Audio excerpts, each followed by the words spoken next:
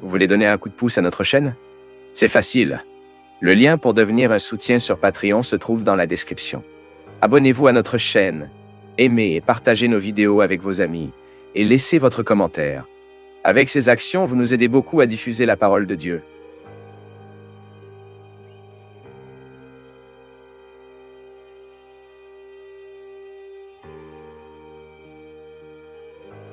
Atalaya signifie sentinelle, garde ou gardien. La Bible parle d'Atalan au sens littéral et symbolique. Cela indique que ce terme est appliqué non seulement pour se référer aux gardes de l'époque. Certains textes bibliques utilisent la figure d'une Atalaï pour se référer au sens spirituel à l'activité de certains hommes élevés par Dieu. À l'époque biblique, les Atalanes avaient la fonction de garder une ville, un village, un camp, ou même un peuple voyageur. Ils ont parcouru les rues de la ville comme des policiers ou sont restés sur les murs et les tours des villes fortifiées. Dans les camps mobiles, les Atalanes étaient responsables de regarder et de garder la colonie, en particulier la nuit. Les Atalanes pourraient également rester dans la tour de guet éparpillée dans le désert ou prendre des places sur une haute montagne.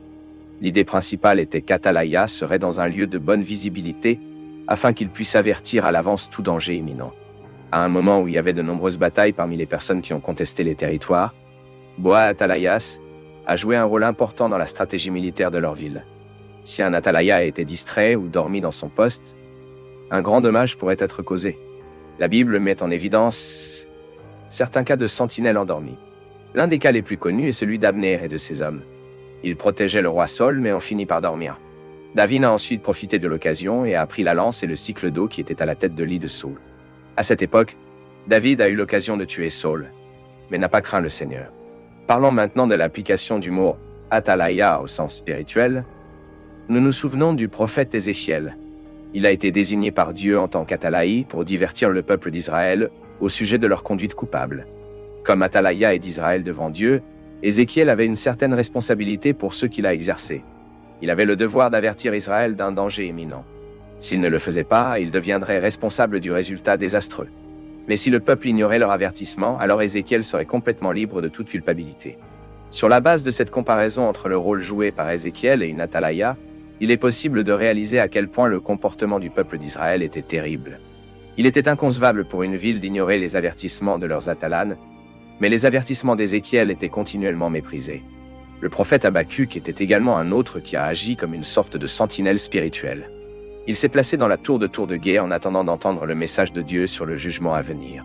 Bien que dans un aspect très différent d'Ézéchiel et d'Habacuc, les chrétiens devraient également servir d'Atalane. Cela ne signifie pas qu'ils devraient effectuer une sorte de protection ou de couverture spirituelle.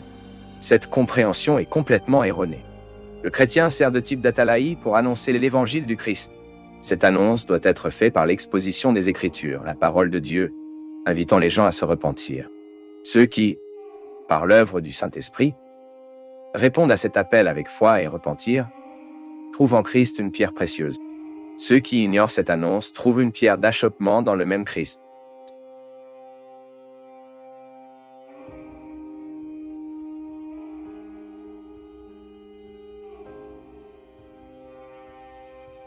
C'est un grand plaisir pour nous tous du Path of Faith d'être avec vous en ce moment. Veuillez partager vos impressions sur le sujet d'aujourd'hui dans les commentaires, soutenez-nous en aimant la vidéo et aidez à la diffuser en l'envoyant à vos amis. Abonnez-vous à la chaîne pour rester toujours connecté et recevoir nos nouvelles vidéos.